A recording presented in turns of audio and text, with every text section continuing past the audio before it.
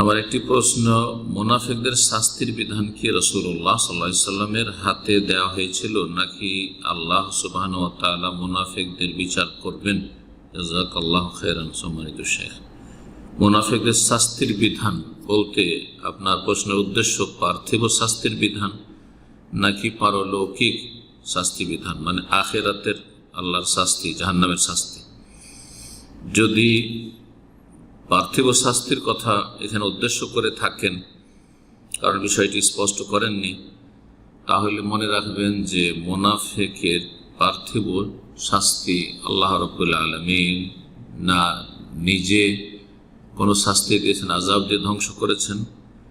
মদিনায় যে মুনাফিকরা ছিল, যদিও তাদের সবচেয়ে বড় আযাব হচ্ছে গুমরাহির আযাব, কুফরের আযাব, ঈমান হারিয়ে যাওয়ার আযাব, এটি সবচেয়ে বড় আযাব। কিন্তু এমনি কোনো আল্লাহ রাব্বুল পারিবারিক, শারীরিক এসব শাস্তি বা কোনো দণ্ডবিধান আল্লাহ নির্ধারণ করেননি।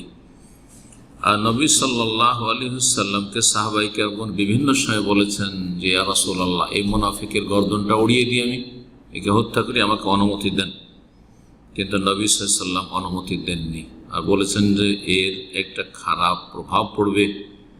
মানুষরা যারা দুর্বল ইমানের মানুষ, নতুন নতুন ইসলাম গ্রহণ করছে, অথবা যারা মুনাফিকদের সাথে মিশে রয়েছে, কিছু লোক এইরকম রয়েছে মুনাফিকদের অনুসারী, কাইলা ইয়াতাহাদ্দাসুন নাস, তারা বলার সুযোগ না পেয়ে যায় যে আন্না মুহাম্মাদান ইয়াকতুলু আসহাব, মুহাম্মদ সাল্লাল্লাহু আলাইহি ওয়াসাল্লাম তার সাথী সঙ্গীদেরকে খুন করছে।